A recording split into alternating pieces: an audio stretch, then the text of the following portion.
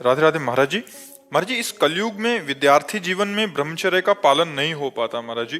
क्रोध भी गिरा देता है। मलिन मन को साफ कैसे करें? कि आज हमारी जो नौ पीढ़ी है वो ना शास्त्र स्वाध्याय कर रही है और ना संतों के वचन सुन रही है, ना माता पिता की आज्ञा में रह रही। तो अनुशासनहीनता सदैव पतन का मार्ग पुष्ट करती है। अगर हम अनुशासित जीवन व्यतीत करें तो उन्नति का मार्ग हमें मिल सकता है।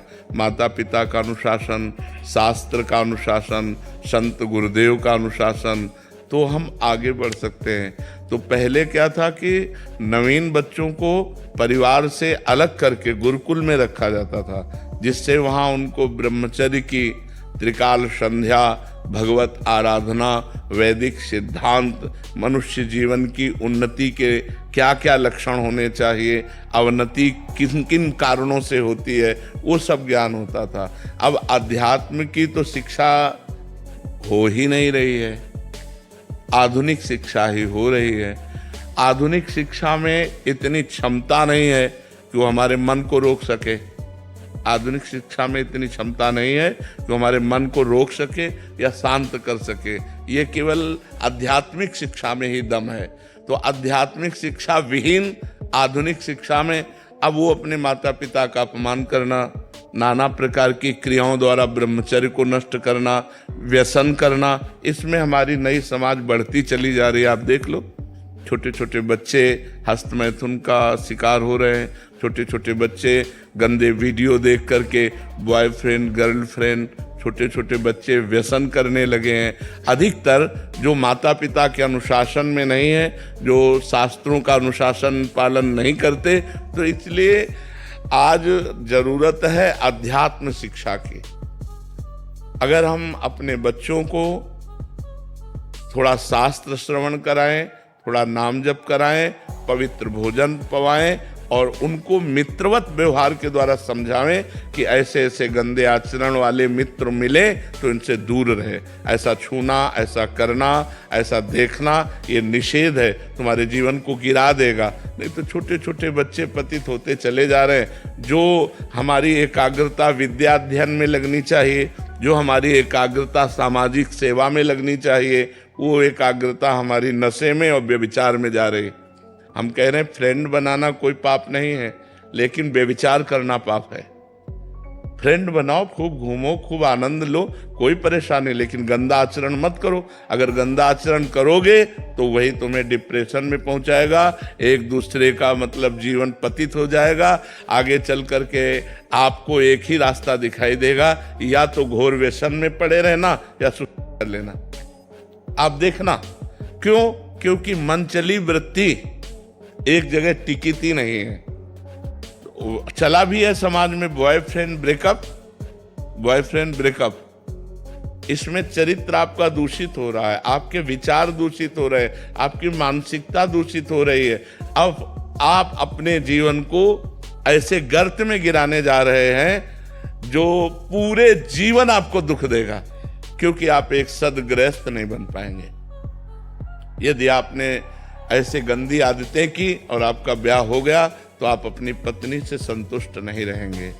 आप एक पत्नी व्रत धारण नहीं कर पाएंगे, आप एक पति व्रत धारण नहीं कर पाएंगे। तो आपका न्यू जो जीवन का उत्थान करने की थी, आपने उसी को नष्ट कर दिया। तो इसलिए हमारी बच्चों से प्रार्थना है कि गंदी बात से बचो। दोस्ती में हम कहते हैं कि दोस्ती हजारों से कर लो, हजारों से दोस्त। हम तो कहते हैं शत्रु किसी को बनाओ ही मत, पूरे विश्व को मित्र बनाओ। मित्र बनाने में कोई बात नहीं, लेकिन गलत आचरण मत करो, गंदा व्यवहार मत करो।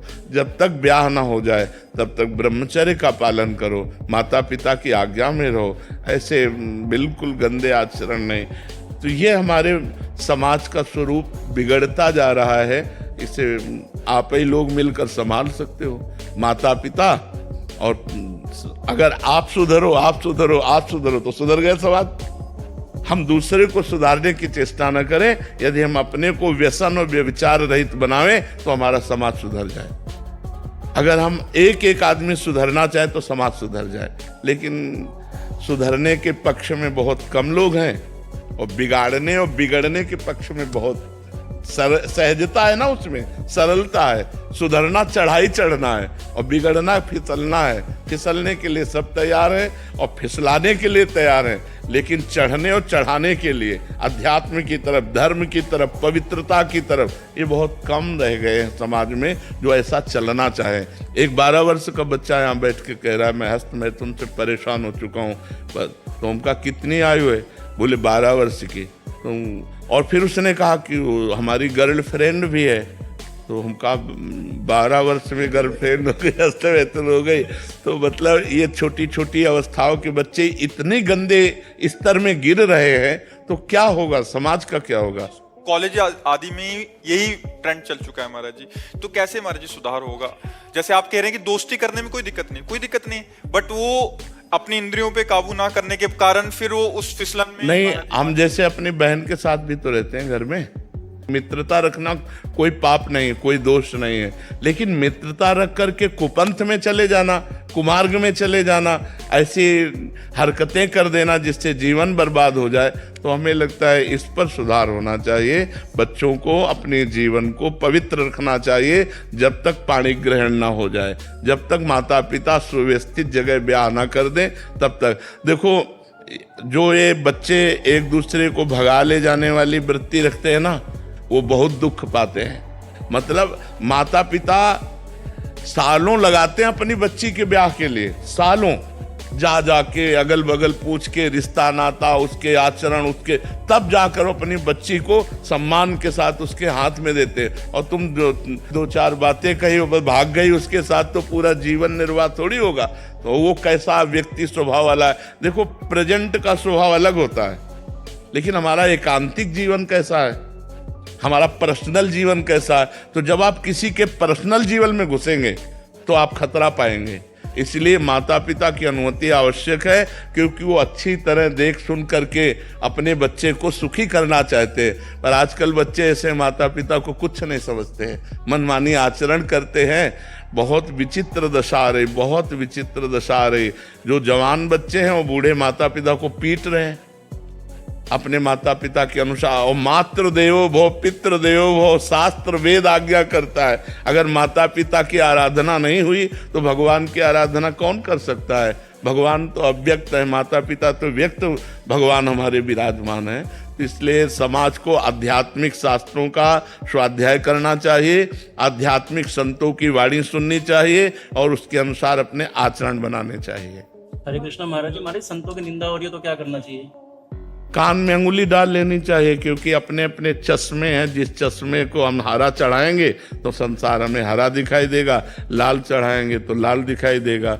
अब संतों के भाव को समझ पाना, स्थिति को समझ पाना, तो संत ही है। तो संत तो सब है नहीं, तो जिसकी जैसी दृष्टि है वैसे ही तो दर्शन करेगा, और जैसा दर्शन करेगा वैसा वर्णन करेगा।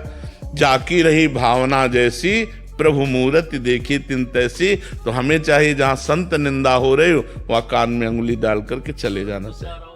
रिश्तेदार अगर कर रहे हो तो नहीं, बिल्कुल लड़ाई नहीं करनी चाहिए। सत्संगी को ऐसा होना चाहिए कि जैसे किसी की निंदा कर रहे हैं तो कान में अंगुली डाले, चल दे, पागल आदमी है।